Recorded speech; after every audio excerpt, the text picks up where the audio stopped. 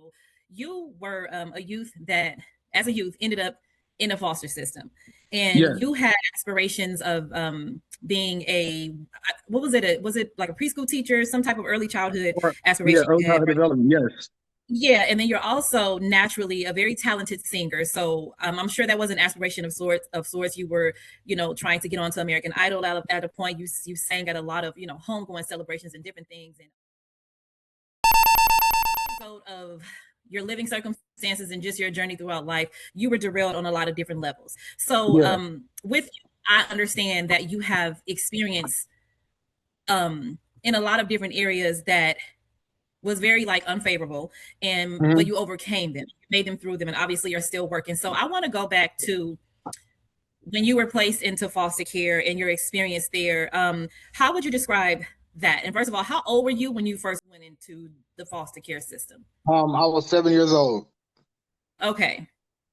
Okay. And then how many did you stay with, one family or was it different Um, families? it was different families throughout being in foster care. Why did you have to why were you going to different families? It was because of my behavior. Okay. I was still like, not used to being with people I didn't know, and it was Mm-hmm. mainly my behavior, how I was acting out. I was just bad and just not listening and getting into the wrong Mm-hmm. groups of people and friends that were around the place, and also just not connecting with my foster parents. Okay. Okay. And so how does it work? Do they just do the parents tell you that you're leaving, or do they just show up one day and take you to a new home? They would just show up one day and take me to another home. Okay. Were you warned at all? Um, at probably the first, well, not the first one. The first one I was with my brother and sister. Then I moved from there because they couldn't handle me. I was too bad for there. And then I moved with my very first foster parent. At least I believe I was never warned that I would be moving. The social worker would just show up and then they would say you're going to a new home. So Okay. Okay. And so you knew when you were leaving one home to the next, you knew it was behavior was the reason why. So why did you continue to cut up and have to get placed elsewhere? I just didn't like being away from my siblings and being away Yeah. from my parents and stuff like that. The longest foster home I've ever stayed in was probably 5 years. So what was the experience like in foster care for you? Do you feel like that experience helped you, hindered you? Like what was it like with the different families that you Um, stayed with? I always didn't feel welcome because they had other foster kids too. I didn't feel Okay. welcome.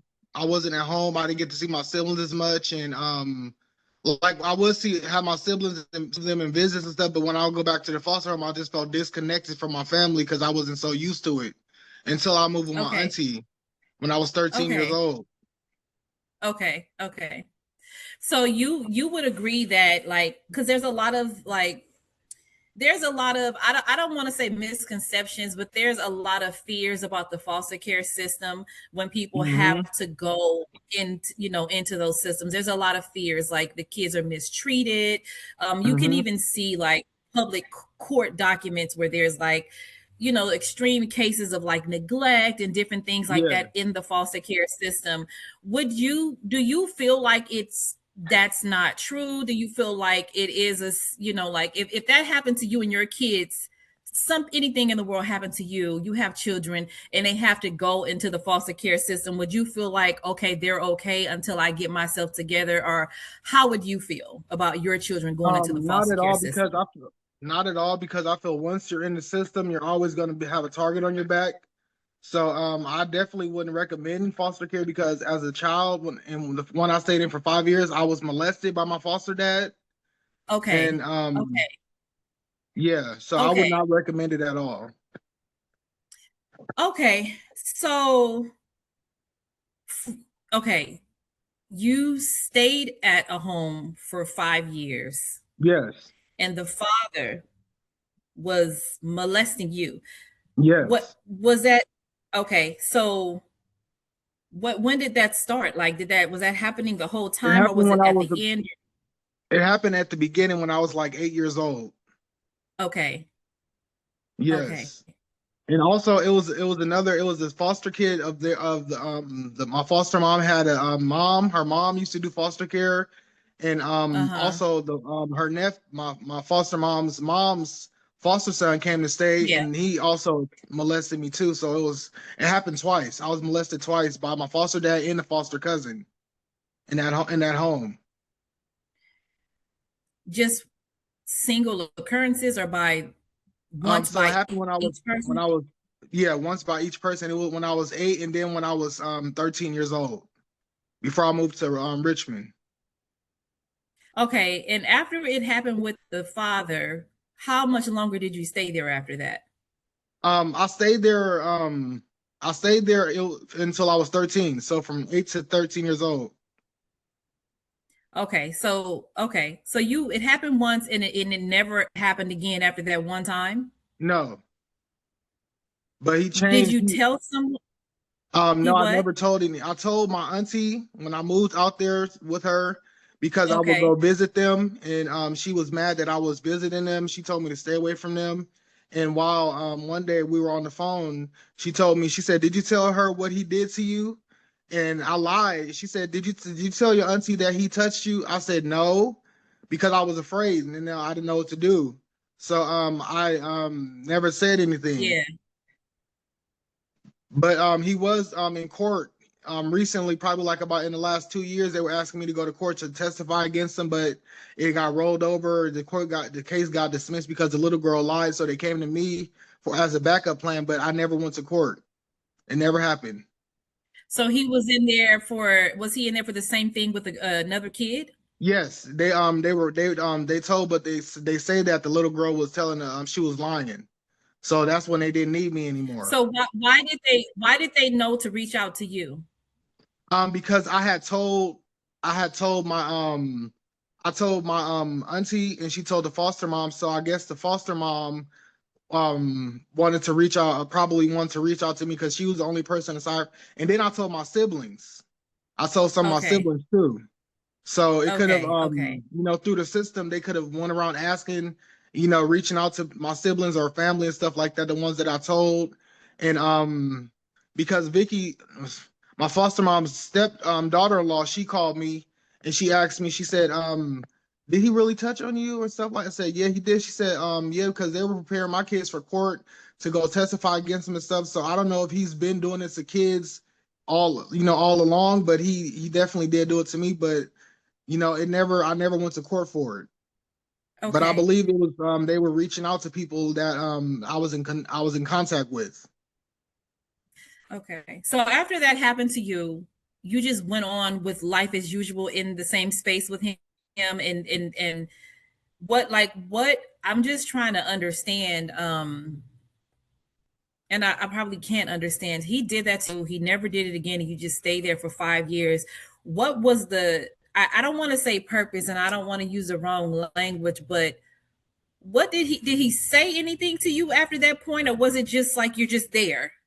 I'm just there, and he used to call me out my name. He used to say, call me Don Gay. I was there every time I acted out, he would call me that, and just on regular days he would call me that, and it happened for the remainder of the time that I was there. So it was So happening. you're a child, you're 8, he does this to you, and then he's calling you gay. Yes, yes. Okay.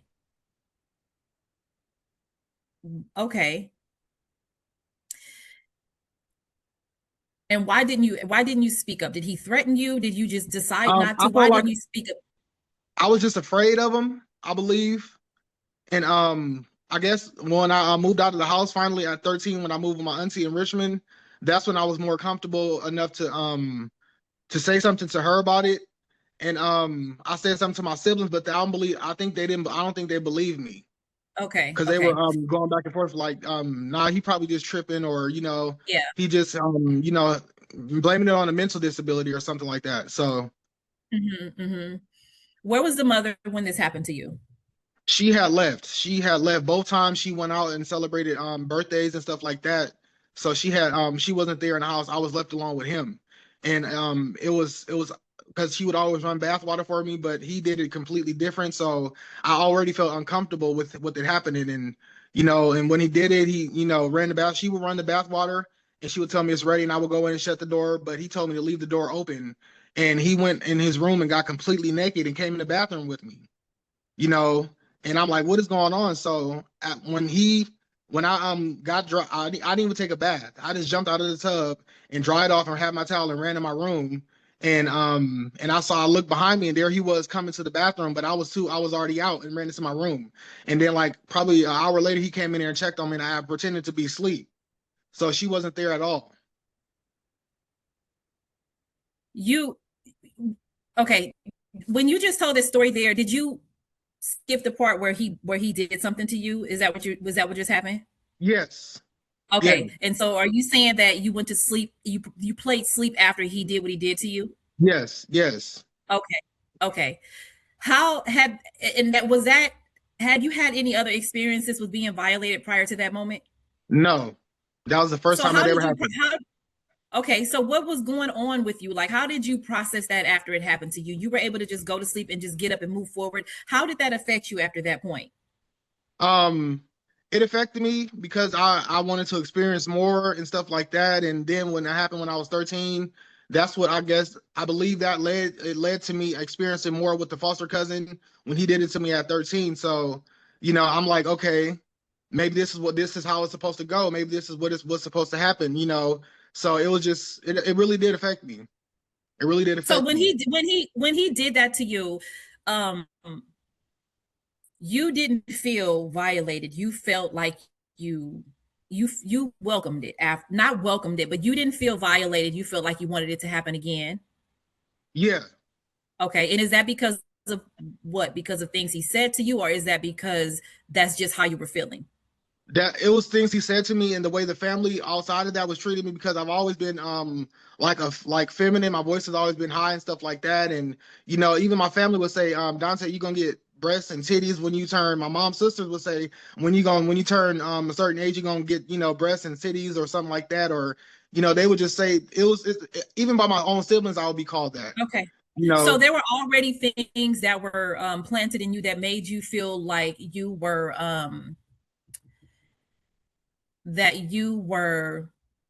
I guess we will say, gay or a girl. yes, And then when you were getting treated a certain way, and then you have someone that comes in, so to you it kind of registered as a type of affection. And yeah, I'm but it was an right. adult that should have only been speaking life to me, said to me Hmm. when I was 10. I had pointed out, I was like, oh, look at them, and it was a lady and she was dressed like a guy. And Hmm. again, I had, really, so I was like, oh, just talking about it or whatever, because I mentioned it. And so this person is like, oh, Kianda is gonna be gay. Kianda is gonna be, and she was saying that, and she would just say that at different times. Quit running like a man, quit spitting like a man, just a lot of things that Yeah, I was doing.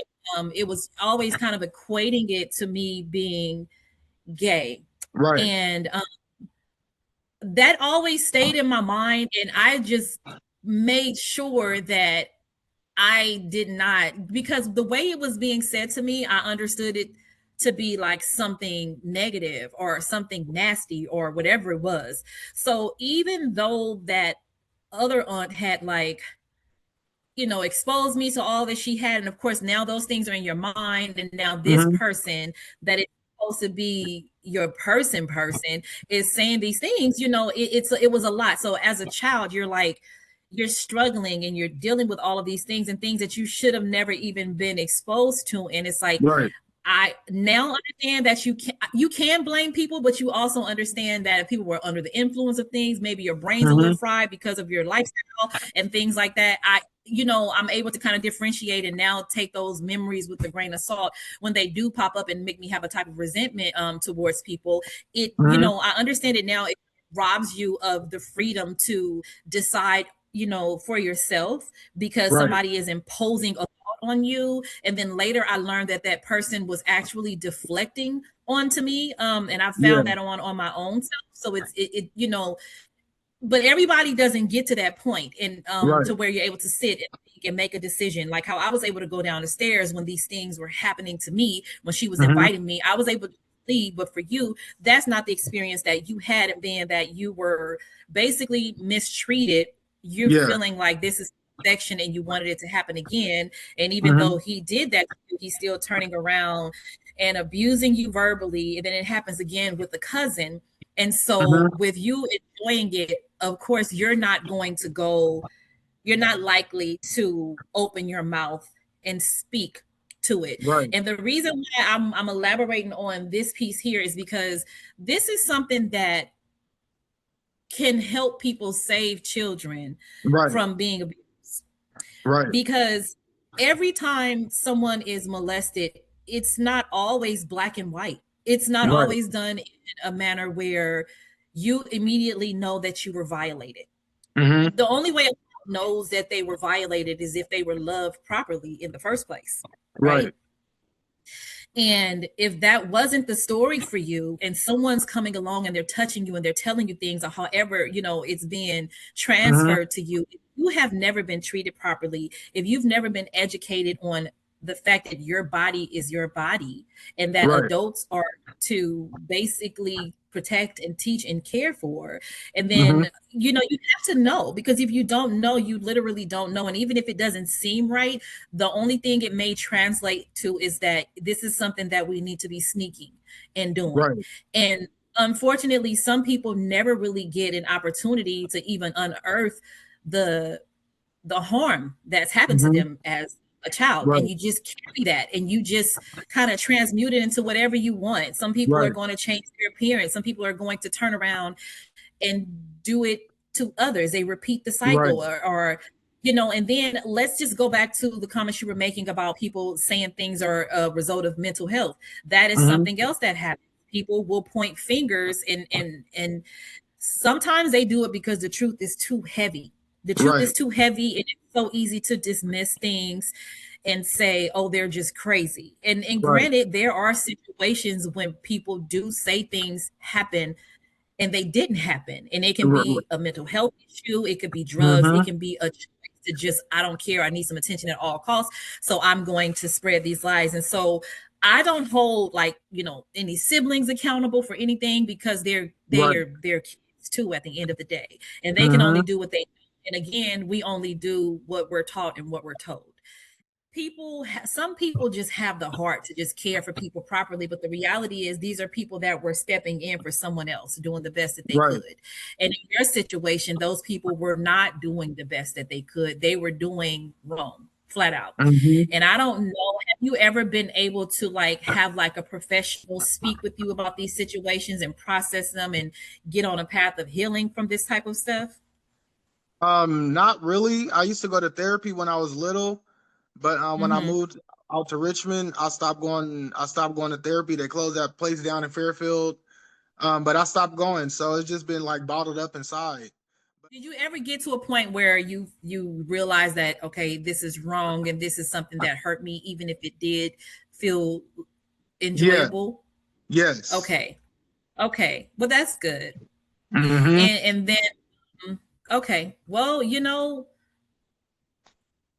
yeah. I'm not a mental health professional, so I don't want to go any, too much further into that, Yeah. because, you just start doing things, and we want to make sure we know what to do with these emotions if they happen to pop up. And so Right. I'm glad that you're able to even verbalize and have conversations about them. Yeah. In that, I truly believe that's a part of healing. I never, Exactly. I don't know, like, even if, yeah. So anyway, okay, so you left that home, and that's great. Mm-hmm. You left the home. Did you ever tell on the cousin? I told the people that came and asked me, like the family of my foster mom, but they claimed that he had passed away or something like that. And I don't know if he was I don't know if he passed away or not. They say he moved to a different state, he was shot or something, or I don't know Okay. how true it is, but I believe they could have for years in my heart that I believe they were lying to me because Mhm. of the things that were being heard, of my Yeah. allegations and stuff like that. So um I even searched for the person on Yeah. Facebook, but I Yeah. couldn't find. Why did you leave this home finally? This last lady. Which one? The last home you were at before coming to Richmond. Why did you leave there? Oh, because my foster mom had found pornography in my room. and she was cleaning my Huh. sheets, and she had found a pornography, male and female, and I had it in the trees, and I brought it into the house one night, and then um, she found it in my room, and she said, "What is this?" And then that was all she said. I think she said, I believe honestly in my heart that she said, "You got to go," and that was the last word she said to me before I was moving out. And that's when the system looked for a family that, or people that would take me. And that's when I moved with my aunt in Richmond. So So how long after the encounter with the cousin did this happen? um, it was probably it could have been when I was 12 or 13 when the encounter happened. So I would say maybe like a year. Could have been 12 Okay. or 13 because I believe I moved my aunt when I was 13 years old, 13 or 14 years Okay. old. Okay. Yeah, I'm asking because, it's not uncommon for a teen boy to be exploring sex. So I'm just Right, wondering why that was the driving force. But if you're saying that you already spoke to saying that your behavior is like maybe collective, I don't know. That family, hopefully they get what they are supposed to get, and if they right. haven't already. And honestly, in my From heart, there you move. Go I ahead. believe that she knew that he was doing, like you Mm-hmm. said, you laying up to a person, you Yes. know who you laying up to. I believe she knew in her heart Yes. that something had happened. And she found that, Mm-hmm. and she Mm-hmm. was like, "Okay, I don't want to experience. I don't want to see what's coming next." So, you got to go. So, Yeah. yeah. Yeah. Mm-hmm. Mm-hmm. Yeah. Yeah. Because you just don't, there's a lot to be said there, but you're Mm-hmm. right. So now you've moved to Richmond, and at this point, you're okay. You're with your auntie now, and you're Mm-hmm. you're going to school, and you end up with a sibling Yeah. together and things like that for you. And now you have a little bit more freedom to just kind of breathe and do, Yeah. you know, and do you a little bit. How did that feel Yeah. for you? It was a great experience. Especially, well, I was the center of attention because I was there by myself for like probably 2 years. Mhm. And then my little brother moved in. I'm Uh-huh. like, oh man. I know I wanted my little brother to Right. move in, but it was just like, everything You didn't want changed. to I share. had You didn't want to share. to the Yeah. attention and everything changed. And school was always, I've always been bad in school. School was not the same. I mean, school was the same.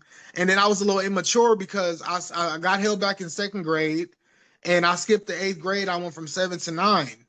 So I Mm-hmm. was a little immature for high school, and that's all I did throughout high school was act up and get it. And I ended up getting expelled from that school. But I was gratefully, a teacher became the principal, and I went back and graduated from that same school after I got Okay. expelled. Okay. Okay.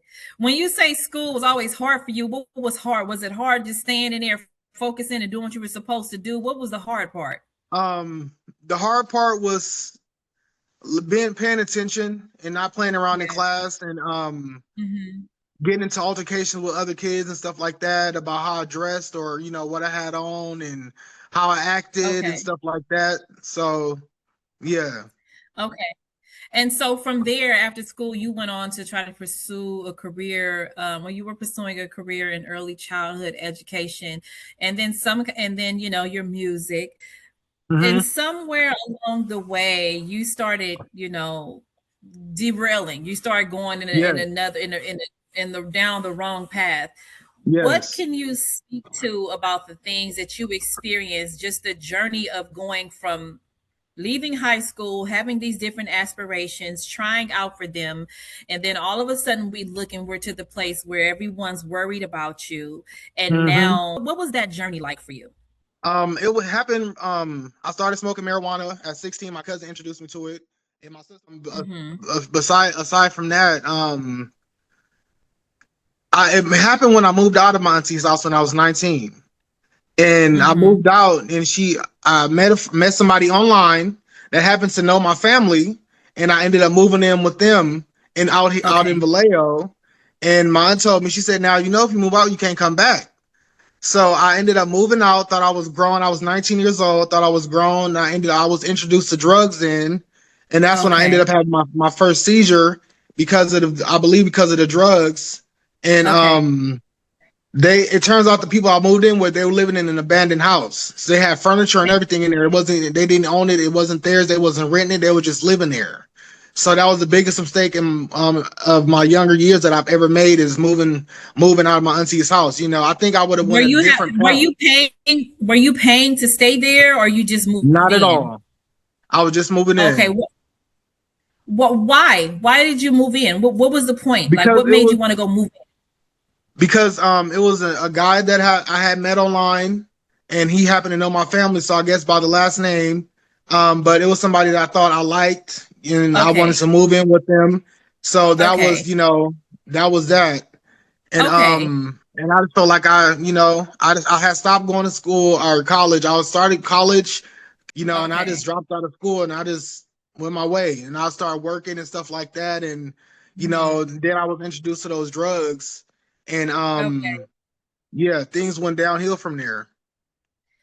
okay. And then there was a point where you were like traveling through states doing some Oh kind of yeah, work yes, too. yes. I was doing door-to-door sales. I did it for 6 months. Okay, Yeah, I did that for okay, six okay. months. Were you sober during that time? I believe I was. I think I was smoking marijuana, but at the same time, Uh-huh. I'm not too sure. I think I was still smoking cigarettes, but as far as hard drugs, I wasn't doing hard drugs because I had to not a figure to keep up, but I had a, um An image. a character to keep up. Yes, an image Okay. to keep up, and I had to dress professional every single day, have a suit and tie on, and go door to door. I Yeah. was always. So how did the situation at the abandoned house like end? How did that Oh, break that up? didn't end well. That did not end well. Okay. They were stealing and going to stores, taking food, pushing out baskets of food, and I never was into it. I didn't steal at all. I didn't go in there with them. And that was my first time I ever got arrested, and caught a case because Okay. I went. They came out, go help my mom. I'm like, why are you not helping her? And she had a bottle of like full of alcohol from a store out here in Vallejo, Okay. and the police and about 12 people came, and I'm fighting them off of her, and she was the real Oh, target, and that's when they arrested me, and the police came and arrested me for shoplifting, okay. it wasn't even me, so that's when that was my first time ever getting arrested. So Okay. Did you have to that serve time for that? I was in there probably like maybe a few weeks, if that. I Okay. don't really Okay. remember too well, but it wasn't too much. The other times that I went to jail, it was because of my own mistakes and stuff like that, and things that I was doing because I was doing drugs real hard. For like probably Okay. about 2 years ago, I was really doing drugs bad. Like I was on the Wow. streets, living out of my Yeah. car and stuff Wow. like that. So yeah, Mm-hmm. Mm-hmm. it How was many it, times have it you been arrested? one, two, probably about 3 or 4 times, maybe. Mm-hmm. Mm-hmm. Yeah, the assault with a deadly weapon. My last time I got arrested, where I did a year in jail, which I just got out of jail, at last May 19th of last year, and Mm-hmm. I had busted his window. I was living in a house. I was doing drugs in real hard, and I got arrested, and I ended up in jail for a whole year. And I was already on probation when I had got arrested because he called and put a restraining order on me, and yeah, the drugs really had me in a cycle of just losing everything.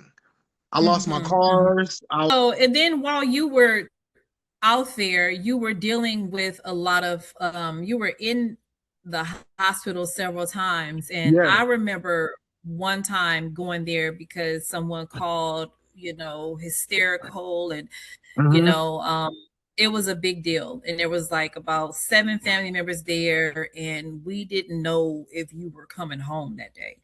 And Right. ever again. It was pretty Exactly. intense, and like there's all of these rules where they can't tell you what's going on. But Hmm. I mean, it's no secret I be probing a little bit. I think you guys know that. So I did probe, and I did get the people to tell me a little of what was going on. So at that Hmm. point is when I learned that you were doing a hard drug. Yeah. Now, I I'm not like I just kept that to myself. When Yeah. I found out what was going on, it's like, okay, because it's one thing to worry about a family member and they're like, we don't know what's going on. This happened to him Hmm. and this is how they found him and nobody has an answer. And I'm like, basically BS. There's an answer Yeah. somewhere. And Exactly. so what is it? And we're sitting quiet. And so I did, and I just the medical team. I got the information Hmm. out of the medical team. Yeah. And I mean, I probably shouldn't say that, but I did, and that's how I understood. And when I understood that, that's when I was able to say, okay, people need to relax because this is probably going to go on for a little while. Because you don't Yeah. just, some people stop cold turkey. Right. Sometimes they get Right. worse, and what they said at that point, looking, I saw it get worse. I saw it get Yeah. worse. So whenever somebody's calling and they're worried, I knew what was going on, and Right. just being a child who had to this is a tricky part where you're trying to keep people's name out of the story, Right. but it's like being a child that was always waiting on somebody to clean up and come do right. Right.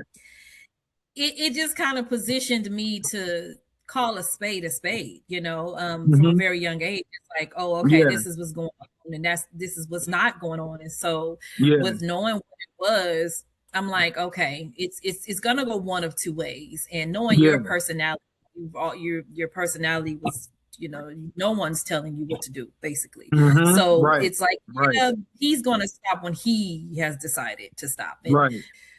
here we are. Okay. And so that was another thing. So like how like with that stuff, the hard drug, you're in sobriety, how is your health now with dealing with that type of, that Um, type of circumstance? my health is good. I've gained a lot of weight. I gained when I was in jail for that year. I Yeah. gained 100 pounds. So I was like Wow. 198 when I went in, and I was 298 when I got out. I couldn't fit the tightest pants Okay. that I had on, and my health Wow. is the only thing about my health is my lungs. I smoke too many cigarettes because Okay. I feel like it's a fallback from smoking so much drugs and smoking Yeah. weed all the time and stuff like that. Mhm. And then the fact that I was in jail for that year and I didn't smoke cigarettes, so now I'm like I can binge on cigarettes if I'm not doing drugs because we test every Friday here, and Yeah. it's been a big help being in this and Mhm. being in this house.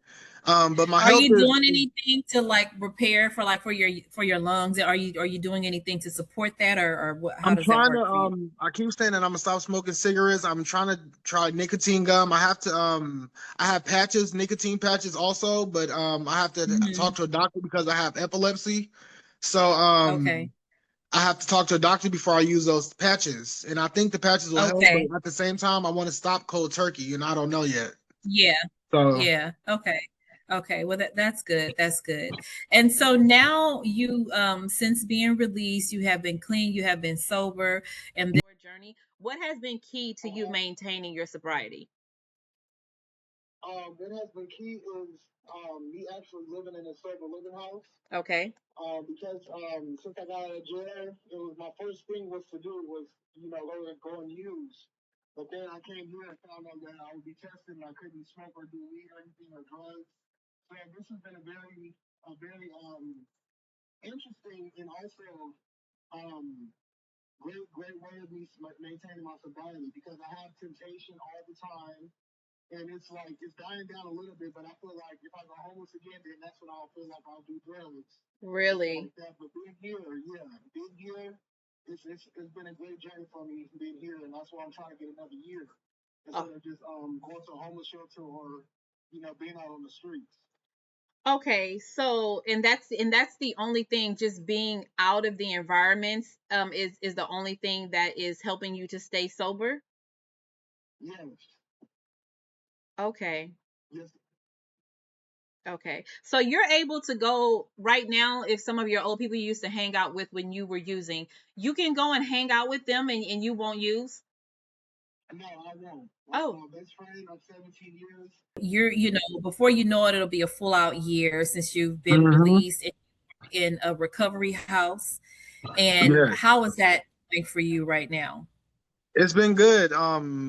It's been good. It's been good. It's a little difficult because I have to live with different people that that I'm just meeting for the first time, and Mm-hmm. I have to get used to everybody's schedule and stuff like that. And when I first moved in, I would share a room, but now that I became like the house lead, I have my own Okay. room, and I feel Okay. more. I'm. It's I just have to watch. I have to make sure everybody's in by the night, and um, you Wow. know, um, it's pretty cool. I really enjoy it.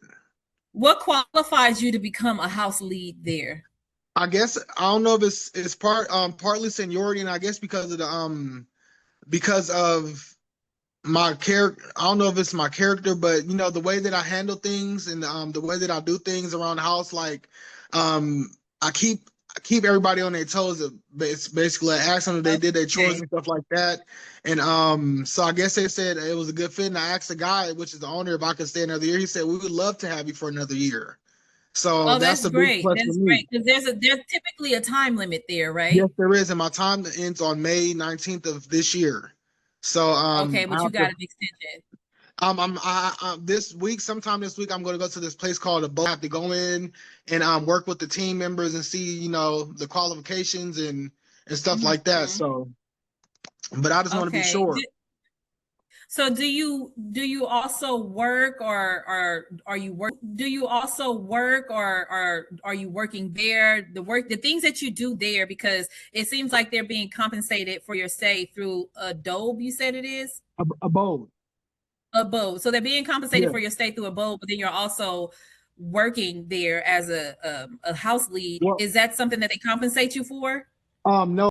As far as Yeah. work right now, I believe I'm on the felon list. So, Okay.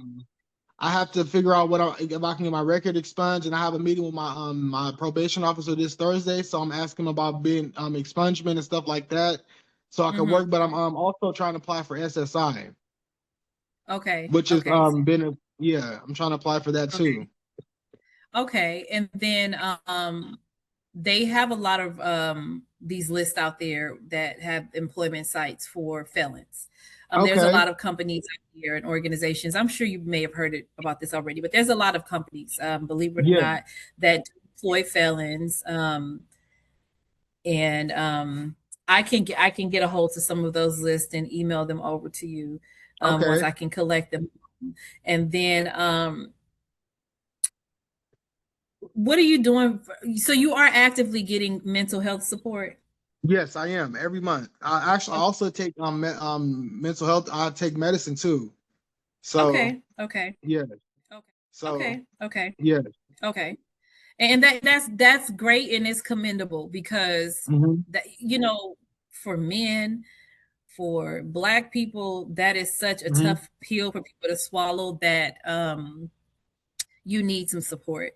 And the Right. conversation that I like to have with people when I'm like challenging them to look at themselves in the way that I've looked at myself is that, if you wake up and your leg is not working anymore, Hmm. you can't move it, or some days it works, some days it doesn't, you're going to go to the doctor and you're going to find out why your leg isn't working. And if they Yeah. tell you, oh, you have this and you need to take these pills, you're going to take those pills so you can work, so your leg can work. Right. Right. The same thing is going on with our brain. It's a part of the body. The brain is no different than it's in here too.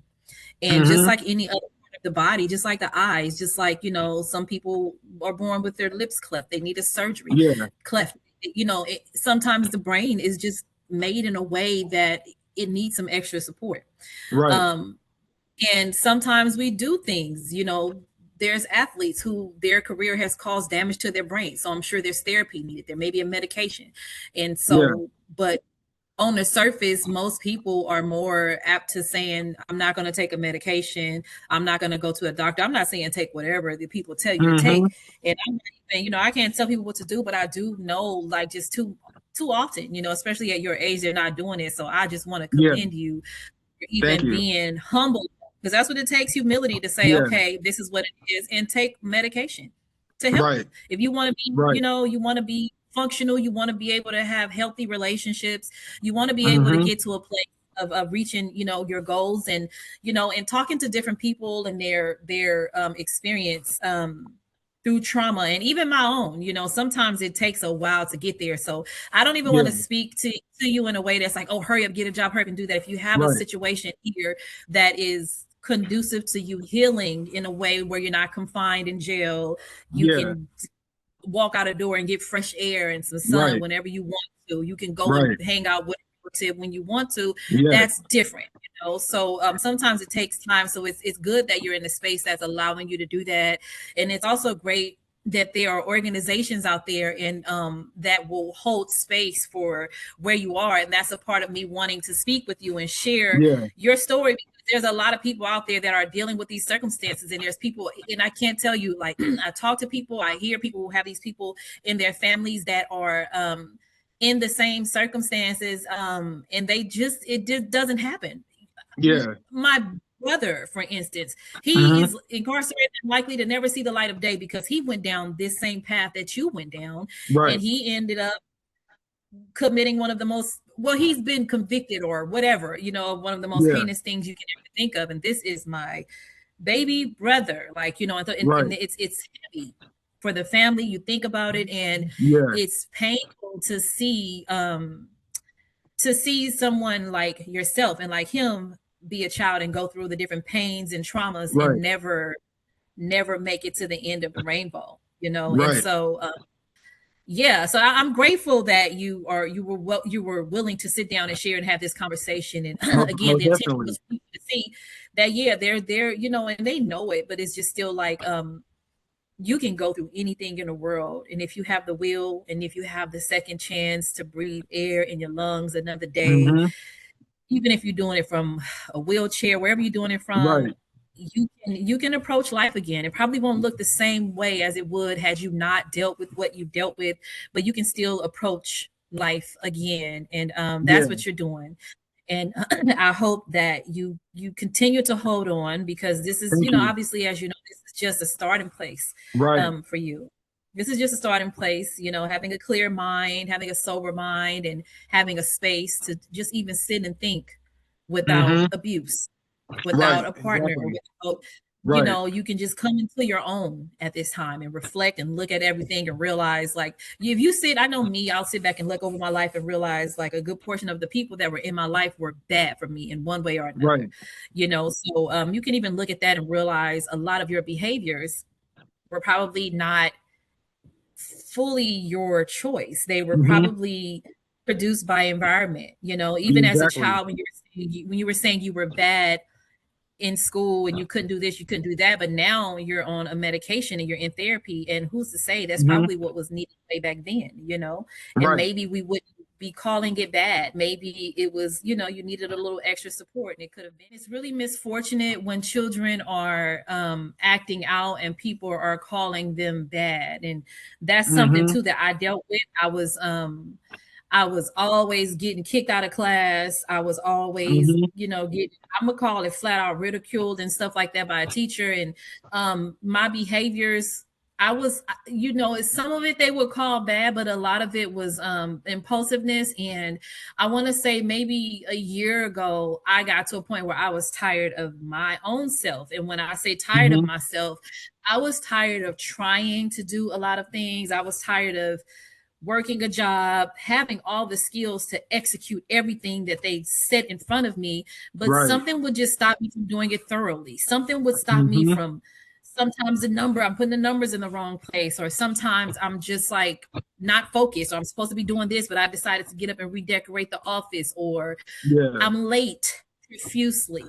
I, I, I want to say of like 90% of the jobs that I've had, I got fired because of my attendance solely. Yeah.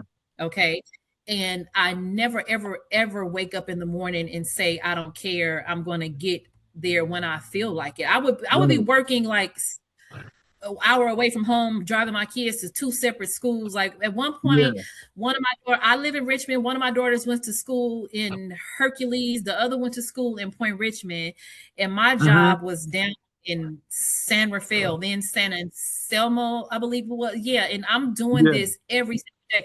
No one signs up to do things like that and decide they're going to get there when they want to. So I Right. just got tired of like the struggle with what was there's something that was disconnected. So I went and I had my I talked to my therapist about it, and my therapist suggested that I go and get evaluated for ADHD, and it Mm-hmm. happened, and you have it. That's what, like, that they're like, this is what you do, have ADHD, and Yeah. just, the whole gamut of what it entails. And so since then, learning that about a year ago, it has just put things into a different perspective for me. And so I've Mm-hmm. been able to adopt different tools, different methods, and different support that I use to help me. And so had I Right. not done that, I would probably, at this point, I mean, my shop would probably be closed. Just a lot of different things, because it shows up. Mental health shows up. And if I had it then, Right. I had it as a child. And again, the people that are taking care of you, they're doing their best. And sometimes Mm-hmm. when you're smart and you're talented, a lot of people just assume that you are deciding to be a fool. Right. So that is something that I feel it helped me when I am sitting with my younger self and reflecting on how things didn't work out, and how I wish I had done this. I wish I would have went to school, and I wish, when I'm sitting with my Right. younger self and just reminiscing and feeling bad, I no longer wish that I wasn't bad. I no longer wish that I wasn't doing this. I now realize that she needed some support and she didn't have it. It wasn't, she Right. wasn't saw properly, or maybe she was and it was just like swept under a rug for different reasons. And so I'm just saying that for you too, because Mm-hmm. trauma happens when it happens, and sometimes you don't know what part of your trauma is going to visit you. So hopefully Right. you're able to take that too, if you're having moments where Right. you're thinking about childhood as a kid, and you know and not, the next time somebody has a conversation with you like this, it's Mm-hmm. the language is not, I was bad. The language is, I had some struggles as a Mm-hmm. child. You know what I'm saying? I Yeah. needed extra support.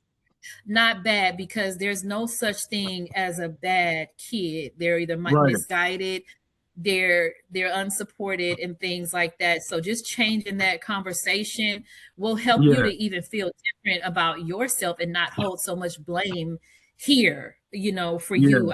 This happened because I was bad. I got kicked out because I was bad.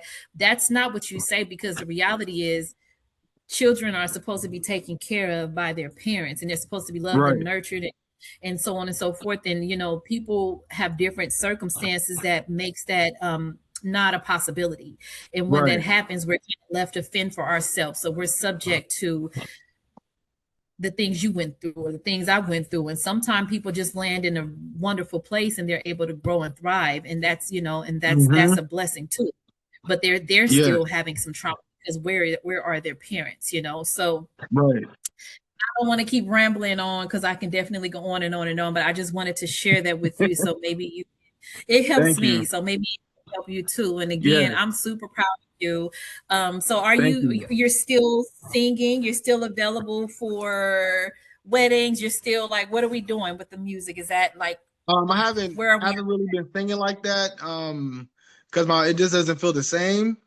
But I at? still sing, but I just don't sing at events or stuff like that. I'll sing at the last place that I've sing is the church of my foster parents. My first foster parents is just around there, and that's Okay. probably the last thing that last place that I've sang at. So, but yeah, so Dontey, again, thank you so much. If you're okay with it, I'm going to look into this house that you're at, and maybe we can share the Hmm. platform in case other people are looking for a Most refuge. definitely. And I want to put your info out there too, so that people can experience your sound, because it was definitely very anointed. Okay. And Right. I'm sure that Thank it still you. is, even if it doesn't sound the same. There is still, Right. it's a ministry. And if somebody Yes. can heal somebody through just praise dancing, I'm sure however your Yeah. voice sounds is there. So I'm going to put your Thank info you. out there. And if they like it, they can still contact you, and Yes. you can come render a selection at these Right. events, right? What they hear. Okay. So that's Yes. what we're going to do. And again, thank you for being here. Continue You're on. welcome. Love you, and I'm I forever love you rooting for too. you. Thank you And very much. you're welcome. All right. Well, And you're talk doing to a you great later. job yourself too. And I'll talk to you later.